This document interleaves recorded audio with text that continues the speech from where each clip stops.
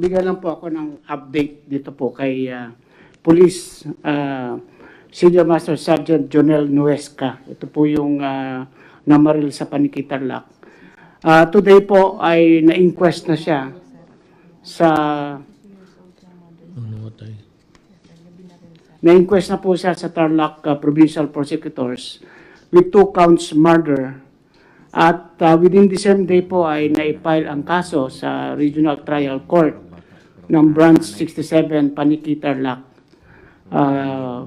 Criminal case 313-20 and 314-20. Siya po ay under the custody now ng Chief of Police ng Panikitarlac at sisiguraduhin po namin na talagang hindi ito makakatakas at mai-serve yung justice.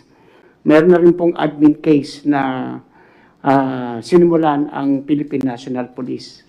Ito po ay isang isolated incident at we do not tolerate itong ganitong klaseng gawain ng polis.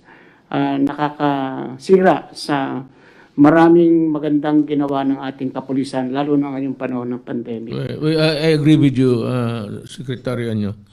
Alam mo, bihira ka makakita ng ganito. And you can only find this in people who are crazy. May tupak sa ulo ang... You do not